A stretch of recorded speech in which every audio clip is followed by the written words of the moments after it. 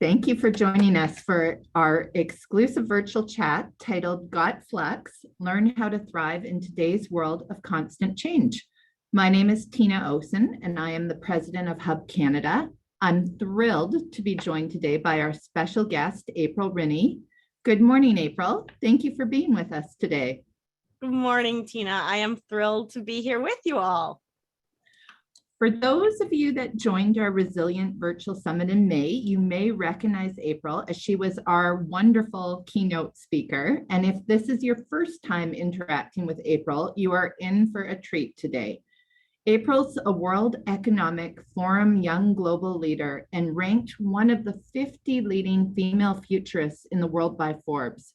April Rinne is a change navigator. She helps individuals and organizations rethink and reshape their relationship with change, uncertainty, and a world in flux.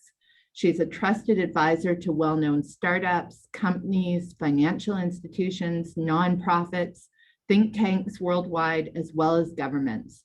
April is the author of Flux, 8 Superpowers for Thriving in Constant Change, which has received great attention. And as a thank you for attending today's discussion, you will all be receiving a copy of her book in the next few weeks. April's a graduate of Harvard Law School. She has been weaving a story about how to thrive amid flux for as long as she can remember, drawing on her history as a futurist, as an advisor, a global development executive, microfinance lawyer, investor, mental health advocate, certified yoga teacher. The list goes on and on. April helps others better understand how we see, think about, struggle with, and ultimately forge positive relationships with change. Before we jump into the discussion, I wanted to tell you how you can all participate. So all attendees are muted and you're not shown on the screen, but you can ask and submit your questions in the questions section, and we'll be monitoring that along with our behind-the-scene hosts, Rhonda and Jordan. So with that said, let's go ahead and get started. April, I have to tell you, I enjoyed reading your book so much. I felt like there were so many things in it that just resonated for me, both personally and professionally, and I believe transfer into all aspects of my life, everyone's life. What led you to write Flux? And can you tell the audience what the book really is about? Well, thank you so much, Tina and Jordan and Rhonda and everyone here today. It is such a delight to join you for this conversation. So a great question to kind of kick off and get us started. So Flux is really a book. The premise is that in a world and a future that is full of constant change, that we as humans need to radically reshape our relationship to change and uncertainty in order to have a healthy and productive outlook. And so it's interesting because a lot of people have been saying, oh, you wrote a book about change or change management. And in both cases, those are important themes, but I'm like, no, this is about our human relationship to change, why we love some kinds of change and hate other kinds, why we struggle with certain things and we really love other things. Like, it's really complicated and messy, and we'll get into that in a little bit. But in terms of what led me to write it, it really is these, what I call my 3 lenses or perspectives on change, one of which is as a futurist. So in that role, I have seen over the past many, many years that every single organization struggles with change, and the people in it struggle with change in some way, not necessarily in the same way, but like, goodness, there is so much room for improvement. And then the second lens is this global lens on change, in which my entire career has been very international, and I've been to more than 100 countries, but I've worked in more than 50 of them. And that means a lot of different kinds of cultures and norms and business models and so forth. And what that taught me is that every single culture and society on the planet also struggles with change, but also has developed unique ways of talking about it, thinking about it, behaving around it, concepts, etc. And there's so much we can learn from one another if we can connect those dots. So that's a bit of what happens in the book as well. And then the final lens is really just my lived experience with change and uncertainty, and realizing that my journey to Flux, if you will, has been the better part of 25 plus years. And it goes back all the way to when I was in college. And when I was in college, both of my parents died in a car accident. And I bring this up. It was sort of my entry or my baptism into Flux. And I realize I've sort of just put a hand grenade in the conversation, and that is not my intention. I'm actually really joyful to be able to talk about it because my story can now help others. But at that time, when I was 20, my whole life changed. Everything melted. Like everything I thought was going to happen, just it shifted course.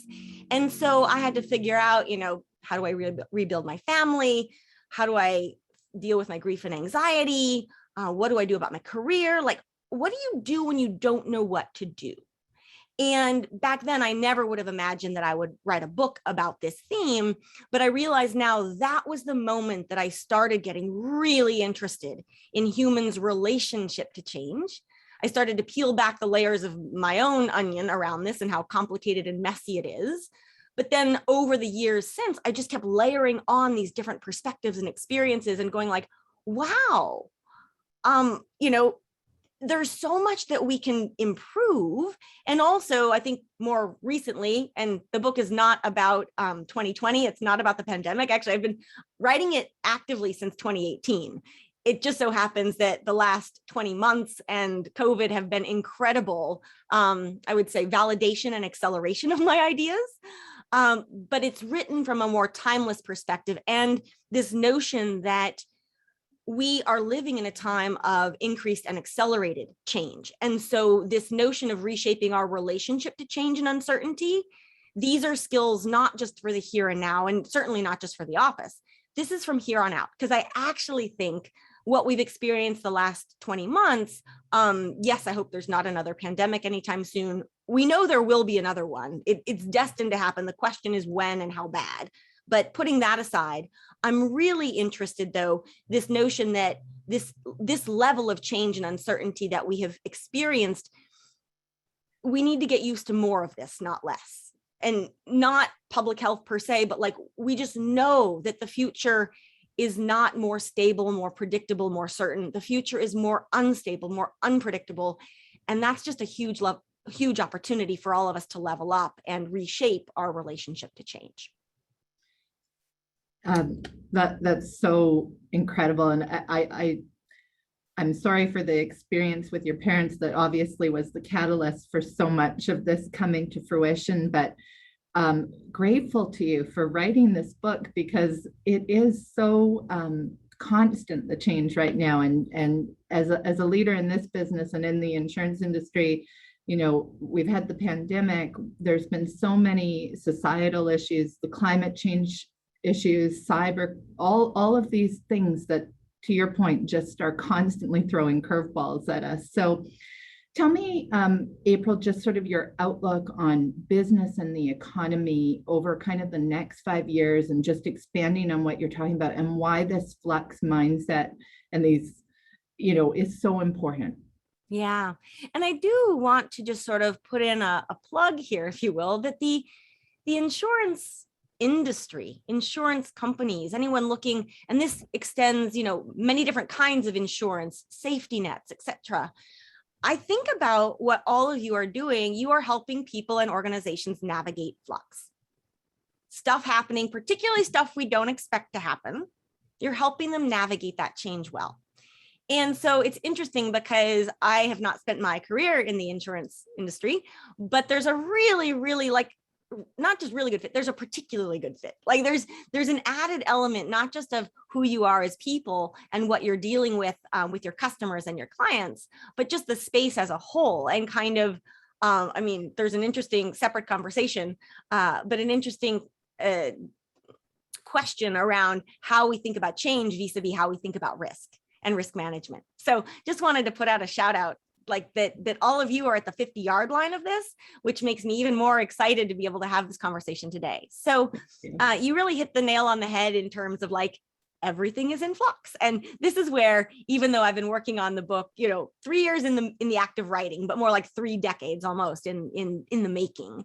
And yet I look at this and I'm like, wow, I could not have scripted a better moment in time to publish this book for it to meet the world. Because these days, I don't want this to sound trite, but give me a topic and we can talk about how it's in flux, right?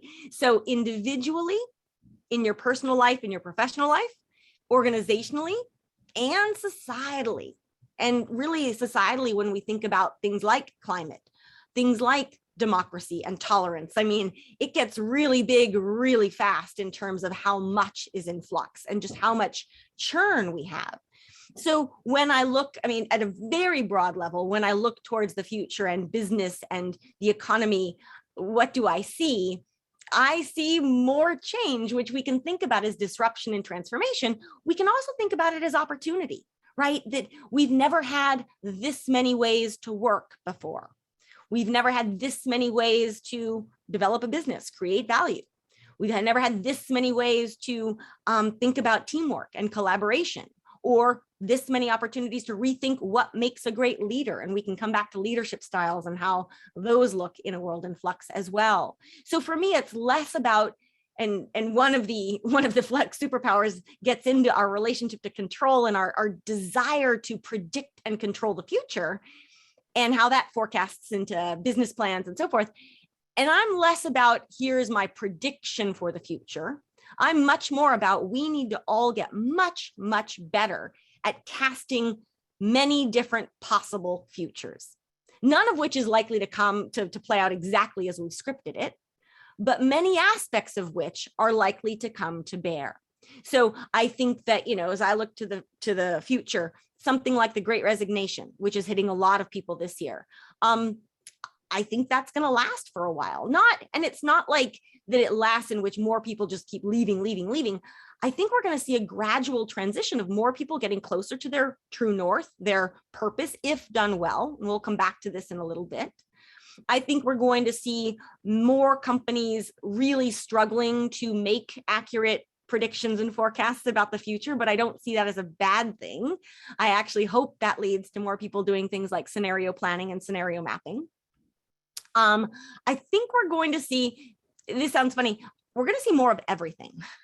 We're going to see more innovation, more creativity, more experimentation, more iteration, more like trying new things. And we're going to see more people get really, really frustrated about what they can't control and sort of hashing through things and, difficulties in the marketplace as well. But ultimately, the message of Flux is very uplifting, which is, if we think about, it's not just what is changing, but it's also the pace of change, right? So as I like to say, the pace of change has never been as fast as it is today. And yet it is likely to never again be this slow. And if you let that sink in for a moment, it's both exciting, sort of, and it's also a bit terrifying, right? Because when we look towards the future and we know that there's certain uncertainty, we know that there is no end game. And this, I think, would be one of my predictions, that we have to get more comfortable with the fact that there is no end game, there is no steady state other than more change. And so whether you're thinking about this afternoon or next week or next month or next year, however far in the future you wish to look, that, like I was saying earlier, the future is not more stable or more predictable. It's more uncertain, more change, more flux. Are we really prepared for it? I reckon we are not. But that as a result, there's just this enormous, like once in a lifetime opportunity to level up and to reshape our relationship to change, to be fit for a world and a future in flux. And so this is where, final point, this is where this concept of a flux mindset comes in. And we'll talk more about it, but like in a nutshell, a flux mindset is the ability, that state of mind, to see all change. So good or bad, expected or unexpected, and even especially the hard stuff, the stuff we don't want to have happen.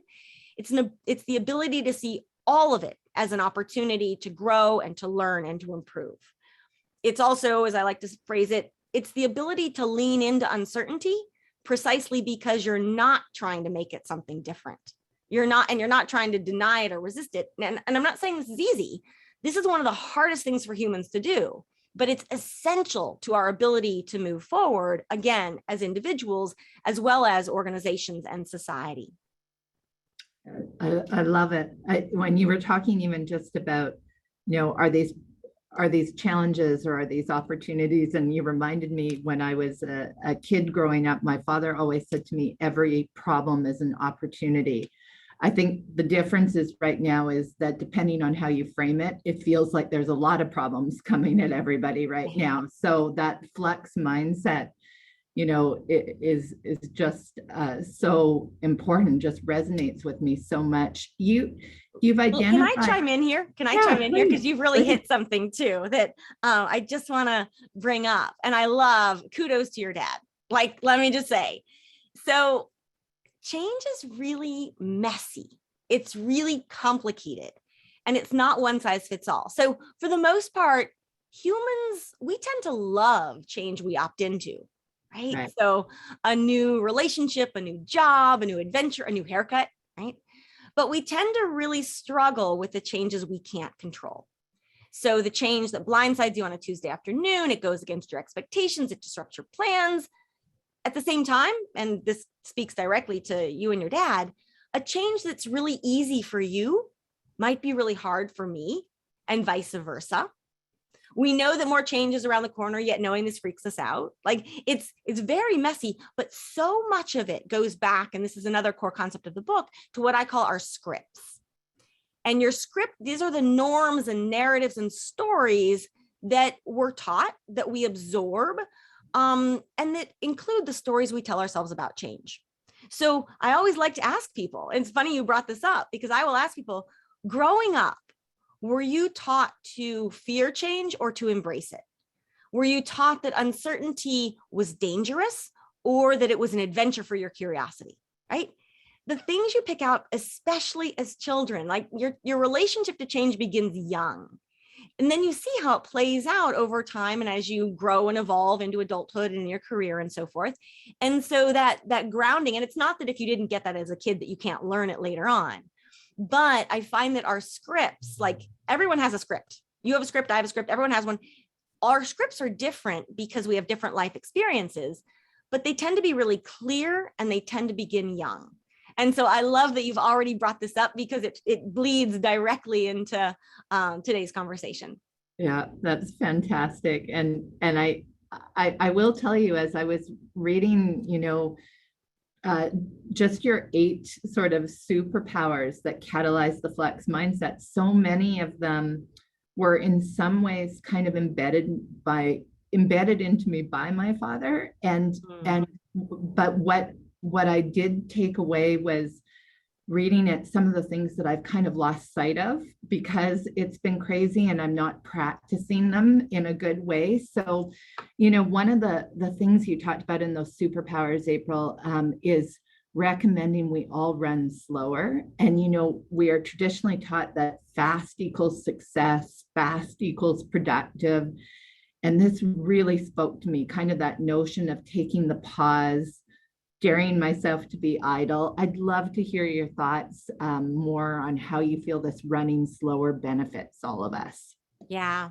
So I love that you bring up, so the 8 superpowers, and each one of them is counterintuitive to a lot of what today society tells us. This is how you're going to find success. This is, how we look at things like our goals and leadership and so forth.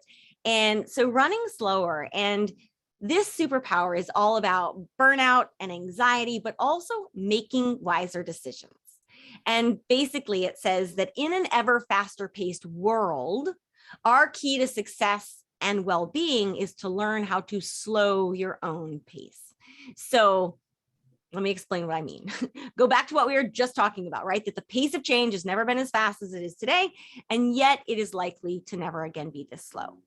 Now, think about what our scripts typically tell us. They say that when the pace of change quickens, you're supposed to run faster and just keep up, right? Now, I'm going to venture to say wrong. So go back to this. Think about what's really playing out here.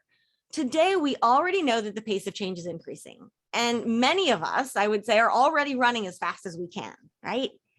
And yet society is telling us that however fast you're running today, you should expect to run faster tomorrow, faster next week, faster next year. Like, just keep running faster effectively for the rest of your life. And now the futurist in me, but also the human in me is like time out, hold on. Like, what kind of life is that, right? It's not a life that I wish for, but more importantly, it's not a reality in which anyone can truly thrive. And so at best, this focus on running ever faster leads to burnout and exhaustion. But worse, and here's my real concern, it leads to none of us reaching our full potential. And that's not just you or your colleagues, that's your partner, your kids, like that's everyone, right? And so you'll note though, I didn't say stop. I didn't say be lazy. I didn't say do nothing. I said run, but do so at a sustainable pace, right?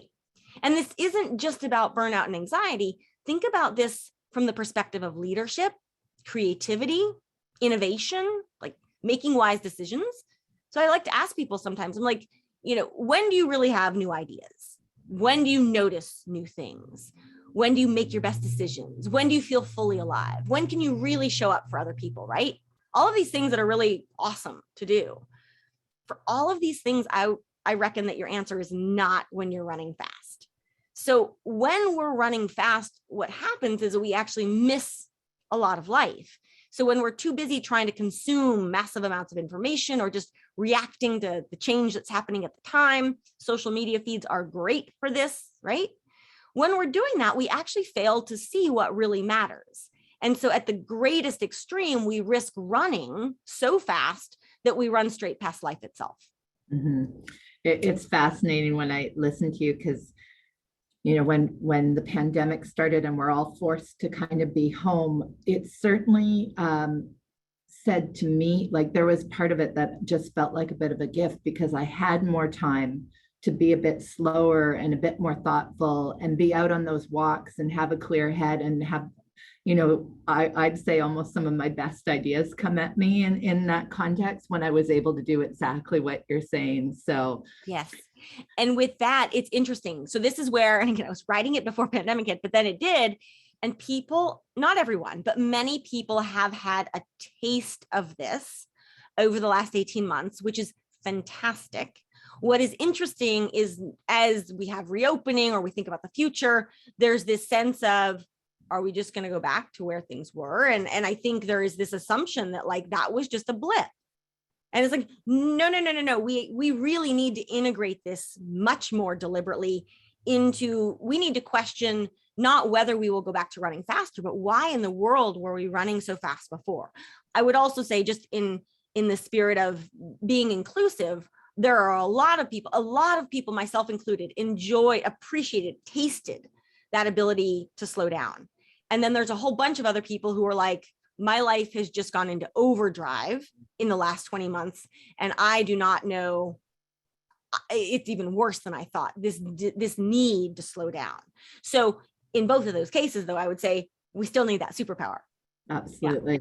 Yeah, absolutely. So you talked a little bit earlier about, Great Resignation, and you've talked a lot about portfolio careers. Can you tell us more what you mean by that? Some of the trends you're seeing in this area today, how this might impact this whole Great Resignation era. And I wonder if this shift in thought has to be kind of interwoven in corporate DNA to kind of continue to attract and retain talent as we go forward. Yes. Ooh, juicy. We could spend the rest of our time right here, but it's fascinating because even I know I joined Hub this spring to really focus more on that future of work element. And it's something I've been focused on for the better part of the past decade, just again, as a futurist, where is this heading? And looking at a lot of macro trends. So the rise in independent workers, the rise of remote work before that became normal last year, the implications of automation, what this means to the future of learning and education and safety nets. And like, that's been a space I've been steeping in for a long time. And so in some ways, like the Great Resignation is not a surprise to me at all. It's just interesting to see the series of forces that really catalyzed it into being, into fruition. And so even prior to 2020, really looking at the ways in which the structure of the workforce is changing, but also so much of this boils down to our professional identity and how we see ourselves, how we want to show up, how we want to add value to society, to organizations, etc.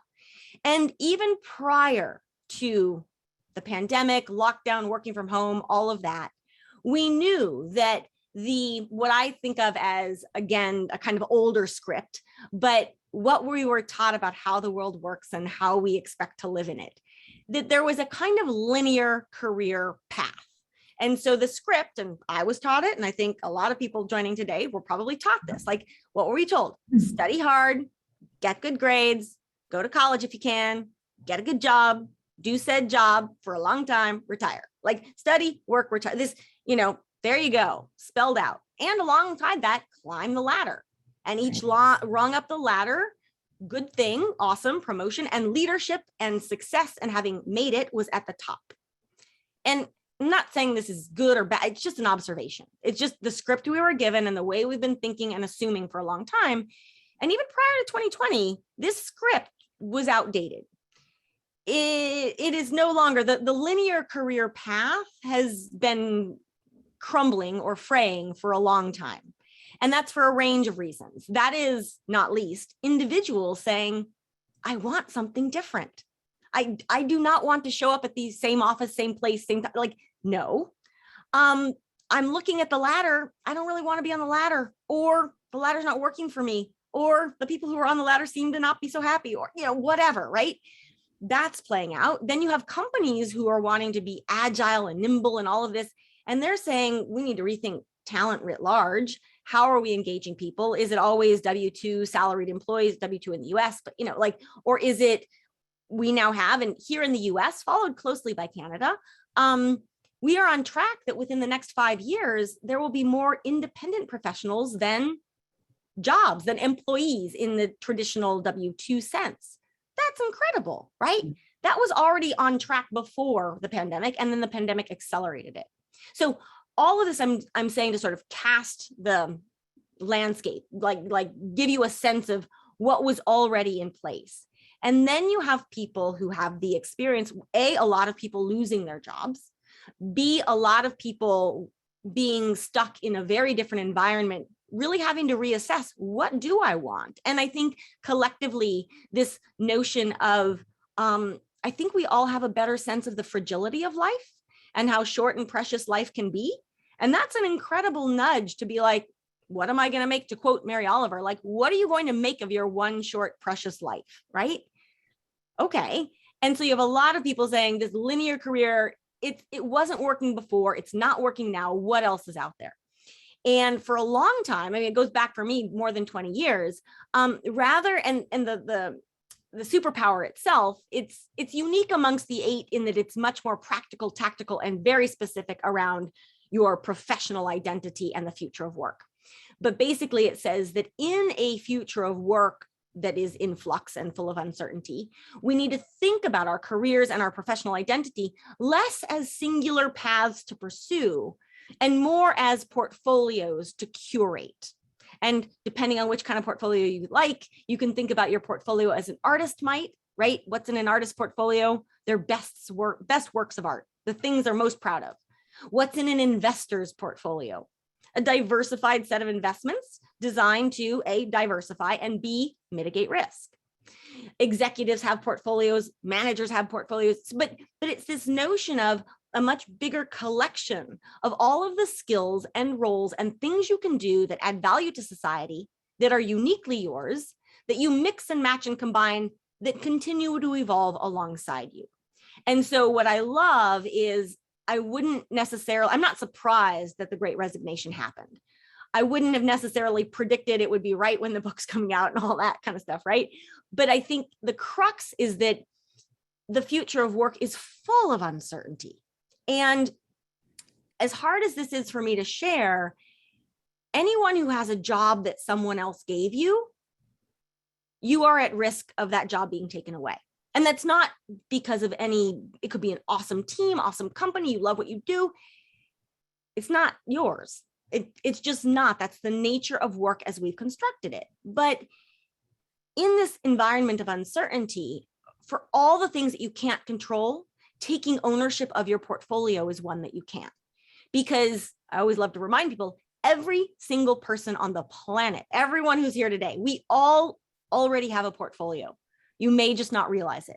And when you do, and you start getting deliberate about what does it look like to curate it, because it's much more than your resume.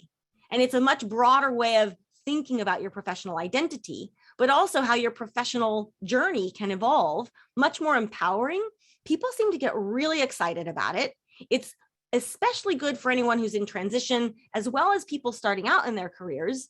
But this concept of a portfolio rather than a path, it's something we can all look towards. And just the other piece to bring up, what does this mean for organizations? Because I've had people tell me like, wait a minute, are you telling me to quit my job kind of thing? It's like, no, not at all. Not at all. What I'm saying is organizations need to think through, why are people leaving? Now, if they're leaving to go pursue their greatest life passion and purpose, you should be delighted that they're leaving because that is the kind of talent you wanted to seed. If they're leaving because they've had it with you, and that's what behind a lot of the Great Resignation, then you need to think twice about how are you attracting and engaging talent? How do you see them? Do you see them as cogs in a wheel? Or do you see them as whole humans who have goals and dreams beyond the workplace? And so from my perspective, for organizations, one of the things they need most to do is to help all talent develop their portfolios so that they will succeed with you as well as whatever they're doing in life. And if you create an environment in which people know they can do that, I can assure you they are going to stay. Yeah. And what I also find so fascinating is, I'm just a firm believer, and it obviously has been so relevant in so many conversations, but diversity is good for a company. And diversity takes many shapes and forms, but when you look at it in terms of the context of the career or a portfolio, how can that not help but benefit a business when you've got that breadth and depth of experience for your team members? Totally. And just a footnote on that, I'm looking at everything through what does this mean for how we navigate change? And right. More diverse teams, and again, diversity on any metric, more diverse teams navigate change better. Why? Because you have more perspectives to draw from, more points of view, more potential solution sets. It's fabulous. When you are in a siloed team or a siloed way of thinking, the things you're looking at as part of your solution set are only right here. And so when it comes to portfolio careers, this is where when we expand our lens, and here I'm a little bit of a riff on how outdated just the CV is, but think about what is on our CVs or even LinkedIn. I use LinkedIn a lot. It's a great tool, but think about what goes on that. It's still what's your title, what's your organization, where'd you go to school? It's your resume just online. Think about the qualities and characteristics that make talent truly great. Think about the life experiences that make you, that help you really excel in what you do. Why aren't those on your resume? Right. Well, why isn't there a place for those things? But those are at the core of your portfolio. And so I love that, because also back to this whole notion of diversity, I'm not just talking about diversity of disciplines, diversity of life experience helps everyone, because right. What you want are those people who have lived through lots of different kinds of uncertainty. Each one of them has developed ways of navigating it, seeing it, etc. And when change hits, the more that you have, the better it is for all. Absolutely. Absolutely. Let me shift a little bit. One of the superpowers you also referenced is this notion of starting with trust. And I love how you say, when trust seems broken, assume good intent. And, it's funny, in the past year, I've been really intentional in trying to remember that we've all been dealing with so much flux, and that sometimes perhaps how I may have perceived something to be versus what the intent is might be very different. And I could be reading that situation wrong because of whatever that person is experiencing in that given moment. And I've been sort of saying in my head, tell myself to have grace with people. But I love how you say trust, because I think it's an even better way to define it. It's so timely and so relevant. As a leader, I'm really concerned about the ability for our employees, our teams, to remain connected with each other when they aren't in the office together, and how we continue to build that trust. So can you just talk, April, about trust, why it's so important, what you think we're going to have to watch for in this new environment to make sure that we're keeping trust, at the center of everything? Yeah, absolutely. And I do have to say, people often ask me, what's your favorite Flux superpower? And I'm always like, that's like asking what's your favorite kid. You don't answer that question. I don't have a favorite, but, I guess I could say it changes every week. But what I will say time and again is that of the 8, if there is one superpower, one that fuels and shapes and colors more than any other one, it is trust. So starting with trust, which says that basically when trust seems broken, assume good intent. Now, again, I'm looking at this in terms of how we navigate change. So trust is the glue, the connective tissue that holds people and companies and societies together. It's also what helps us navigate change together. So think about over the past year and a half, when change really hit, who did you turn to? You turned to your trusted relationships. Right. And if you didn't have many, you were in a world of hurt far greater than if you did. And here I should actually add to a caveat. I meant to mention this at the beginning, that there's not just one kind of trust. There are a couple to keep in mind. So most people call these cognitive trust and affective or emotional trust. You need both. Cognitive trust is the ability to trust that someone is reliable and dependable, that they will do what they say they're going to do. Now, you may not like what they do, but they do what they say they're going to do, right? That's the irony. It's more of like this is where operationally it hits, right? Operations needs the trains to run on time. That's cognitive trust. Emotional or affective trust is the ability to trust that other people care about and will look out for one another. That is a much harder, that is the kind of human side of trust that really comes to shine or not in the case of organizational culture. So they both matter, but what we're talking about here in terms of trust between people, yes, you want them to be able to be reliable and dependable, but you want this sense of connectedness, this sense of shared humanity. And that is under great threat today. And so moving forward, I love being able to talk about this because I don't think there's no asset that any company has that matters more than trust. Mm-hmm. Because at the end of the day, an organization is only as good as the humans within it. And if those humans can't work together or don't trust one another in that way, everything breaks down. And it's very interesting. I've worked with a wide range of organizations, and those that were high trust before the pandemic not only have weathered the pandemic well, they have higher trust now. Those that struggled or didn't prioritize trust much pre-pandemic, I don't want to overly dramatize, but it's almost like they're falling off a trust cliff at this point. They are struggling beyond belief. And that's, really not just interesting, it's telling to me. So one of the things that I think we all need to kind of get clear on is our relationship to trust. Like, were we taught to generally trust or mistrust? I mean, a lot of this, it's part of our script. It's part of how we're socialized. The challenge we face is that we live in a society today in which many of the systems that govern our lives are designed from a basic mistrust of the average individual. Now, I'm not saying everyone's trustworthy. I'm not saying blind trust or naive trust. I'm saying the average individual that on balance, and I hate to say this to you, Tina, but like if we were not here today, like you should not be trusting me and I should not be trusting you. That's what society tells us we're supposed to do. Right. And yet what just happened? Like we disconnected from each other right when we could have helped each other best. And so part of what we need to do, and one of the the things I talk about in this chapter is this notion of what does it mean to design from trust, to design from the basic assumption that the average individual is trustworthy and wants what's good for others. And that doesn't mean that you don't make amends for those who are untrustworthy, but you treat that as the exception rather than the rule. And when you do that, you design a very different kind of, again, organization, culture, etc. Yeah, love it. I want to take a pause for 2 seconds, April, just to encourage our participants in the audience, if they have any questions, to put them in the question box.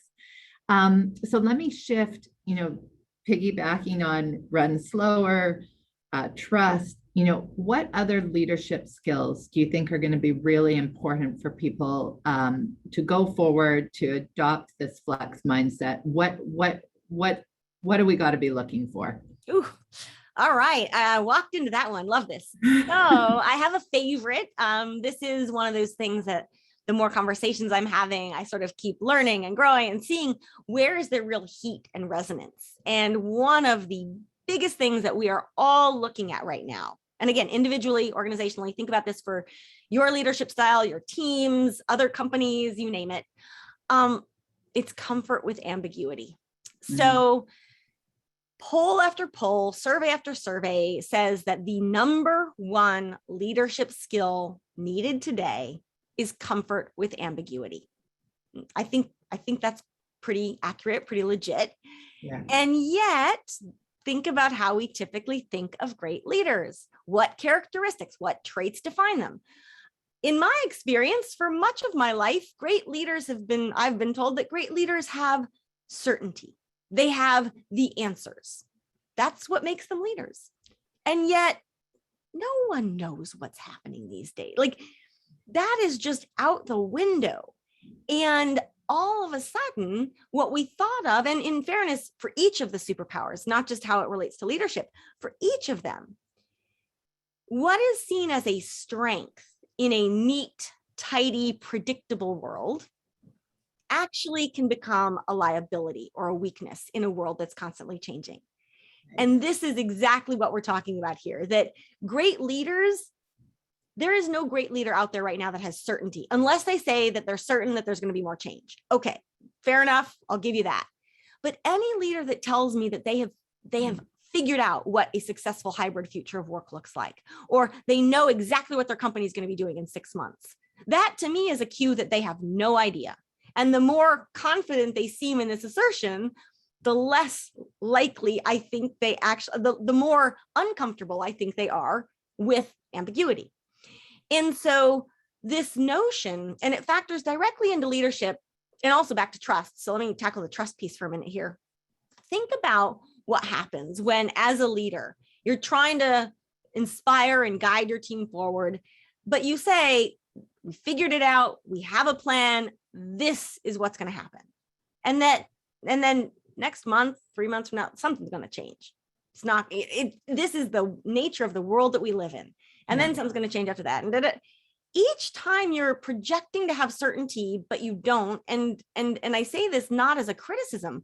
The fact is, no one knows. And a lot of leaders feel most stressed of all about this. And yet I'm like, you're human, just like everyone else. There is no crystal ball. There is no holy grail here. But the more you project certainty when you really don't know, the more you're actually eroding trust.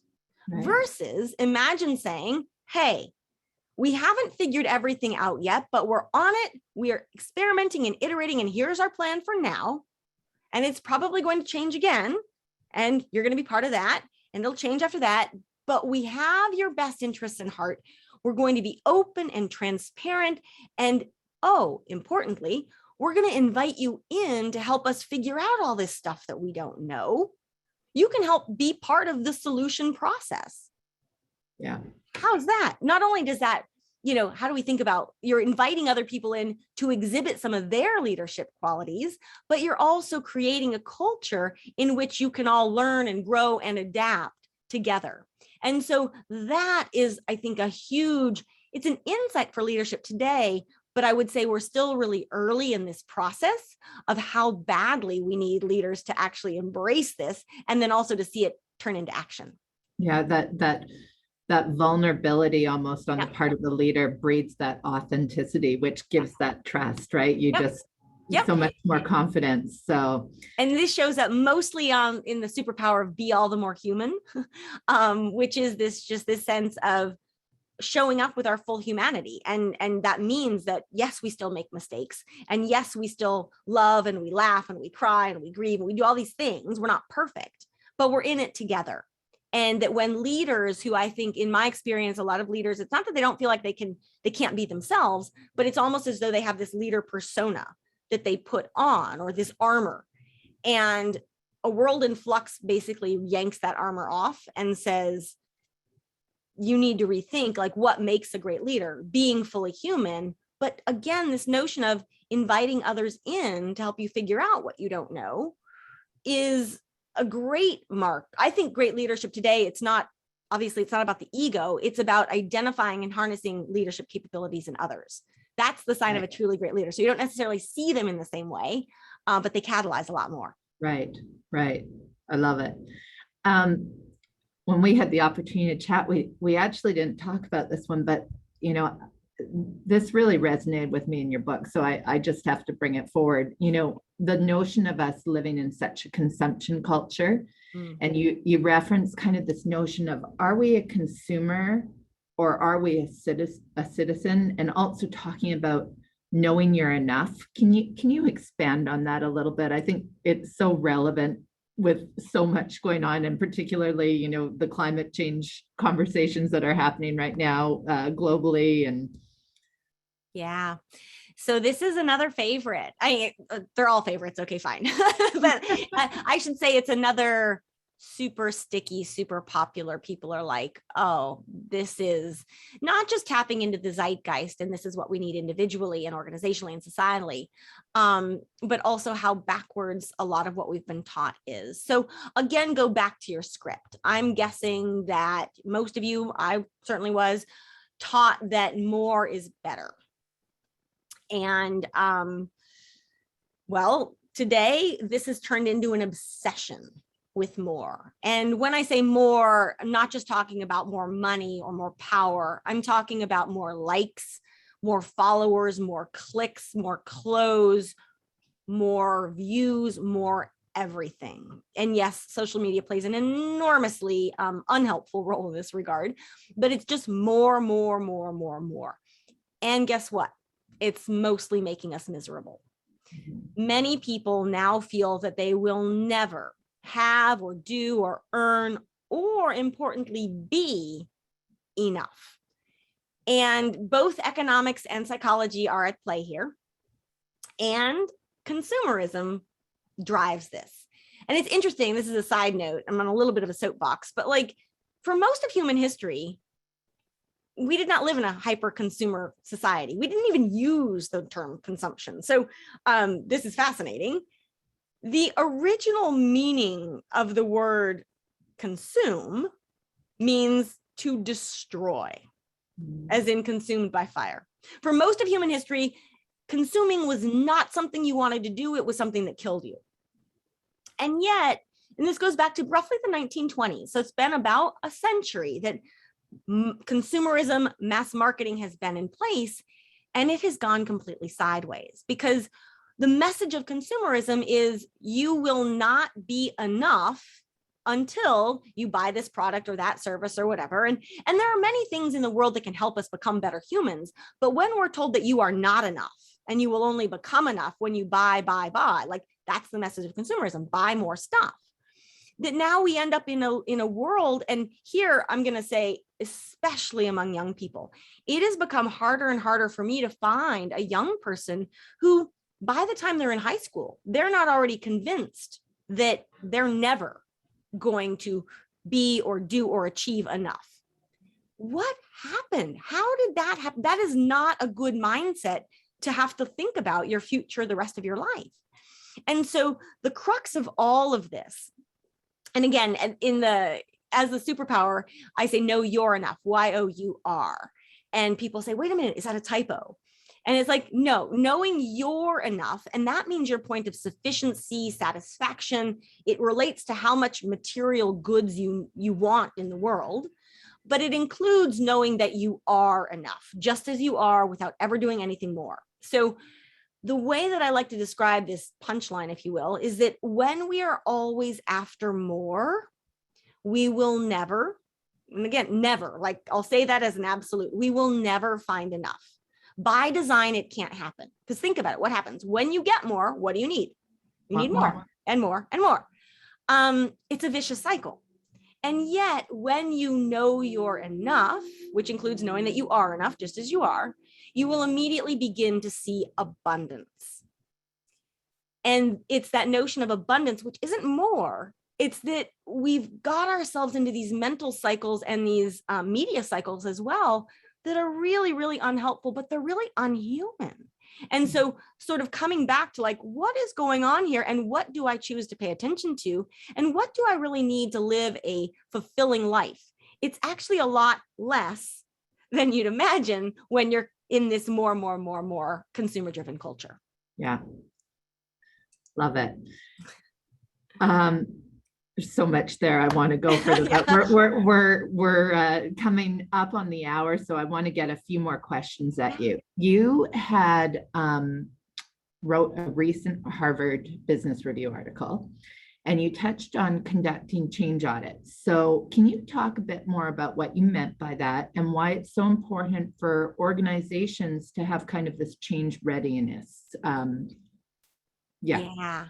So this is very much, again, individual, organizational, societal, flux, but looking at organizations and looking at how organizations deal with change. And change audit, it's one piece of a bigger puzzle around how do organizations deal with the world in flux. But just to kind of seed this, and it goes back a little bit to mindset. So one of the things that I struggled with, continue to struggle with the organizations that I work with, not all of them, but it happens enough that we get our relationship to change and change management and strategy and mindset backwards. What I mean by that is so much of the conversation, kind of like what I said at the beginning, everyone's like, you wrote a book about change management. I'm like, no, I did not. I wrote a book about our relationships to change, because organizations across the board tend to focus so much on developing change management strategies. We worry about investing in uncertainty. We worry about what we're going to do in the outside world. But we often fail to recognize that every single strategy, every single investment, every single decision we make is fundamentally rooted in our mindset. So do you see change from a place of hope or fear? That's not strategy, that's mindset. And it's not that strategy doesn't matter, but when we put strategy and what we're going to do first, but we fail to account for what are the emotions and feelings that are driving my reaction to begin with, we put the cart before the horse. And so that is sort of part of this foundation. And then I was looking at, well, where does change management typically show up in a company? And interestingly, some, not many, but some, and increasingly, I would say, companies have chief change officers. They have usually it's called a chief transformation officer, right? That's where change is going to happen. Well, 99% of the time, a chief transformation officer is tasked with navigating digital transformation. Right. That's it. They're just looking at how do we make sure that we're savvy for the online digital world, et cetera, et cetera. It's like, wow, that is not what we're looking at either. Who's dealing with the constant flux? Very few places are doing any of that. And so then I'm like, okay, how do you assess your change readiness beyond that? But like, we're looking at the situation in which I see this just huge gap within organizations of who is actually on point for managing this kind of change that's not about one function. It's not about one department. It's not about one role. And so part of a change audit is to better understand a range of things. But one is, where is change hitting hardest in your organization, in your industry, in your team, in your customers' lives, right? It's very easy to silo changes into specific departments or functions, but that misses the bigger picture of what's going on. So that's one part of it. You also then want to look at, back to the relationship to change, what kinds of change are most challenging, and what are your team members as an organization? what are all of your team members, what are their relationships to change like? What changes are they willing to embrace? What ones are they trying to run from or resist? Like, because understanding this, I've seen it happen many, many times where no one wants to touch a change, a particular change that needs to be embraced or something that's happened that you kind of want to deny. And so nothing happens and it lingers and festers and ends up, cratering a part of the company. That's all about relationships change. That is not, your strategy clearly didn't work, but your mindset was not even in the picture, right? So it's all of these, I'm sort of casting a big vision, but this change audit is much less about change management or the chief transformation officer, and much more holistically about, are we ready for a future of constant flux? And for most companies today, they would not get a passing grade on this change audit report card. Yeah, which is so fascinating when you think about all this change coming at us. If most companies can't do it, it really suggests potentially a whole change in who the companies are that are thriving on a go forward basis. And to this end, and it's funny, I go back to your dad, and it's like the companies that can see all of this as the biggest opportunity we've been dealt in a long time, they're gonna be okay. I mean, not that everyone survives and thrives, but like, that's what we need, as opposed to, oh my God, just more change. Oh my God, all of that. There was something else that I wanted to mention here, but I'll come back to it. I'm sure it'll. Well, April, we are down to 4 minutes. Yeah. And so I want to ask you one last question. And it's unfortunate because I have so many more I could ask you, but I also will encourage everybody to read this book because it's so good. But if you could leave our viewers with one big takeaway today, what would it be? Yeah. So I'm going to say two, but one's really easy. One big takeaway, and I'm showing a little bit of my colors here. Remember that when everything is in flux, everything can benefit from this flux mindset. That's one. And then the other piece, and this has been something I've really found heartening. The things we're talking about here, the advice we're suggesting, the new ways of seeing and thinking and being in the world, they don't require anything that you don't already have.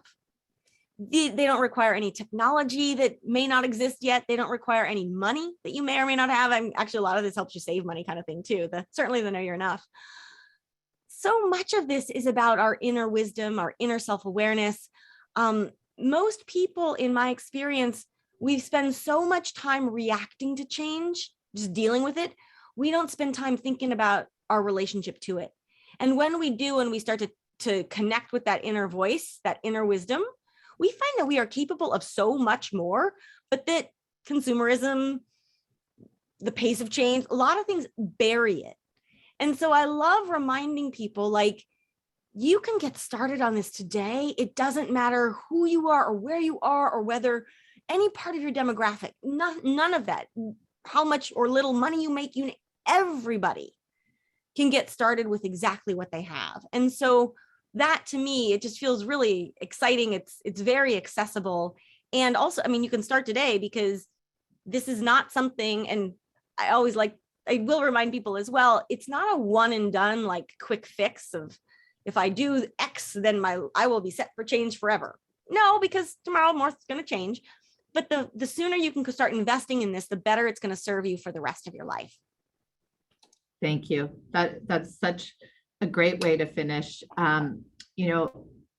April, thank you so much for being with us here today and sharing your knowledge. And I know the audience, based on what you shared, is going to be itching to get their hands on your book and read it. And I will say to all of you, I just encourage you to dive into the book. There were so many things we didn't get to today that just were such great pieces of education and information for me when I read it. To the attendees that joined us today, thank you for being here. We greatly appreciate your participation and hope you took value from today. If you have any questions about dealing with changes in your organization, don't hesitate to reach out to your hub representative, and we'll navigate a world in flux together. And thank you again, April. Thank you to the audience. Stay safe, stay healthy, and have a great rest of your day. Thank you so much. Thank you, April.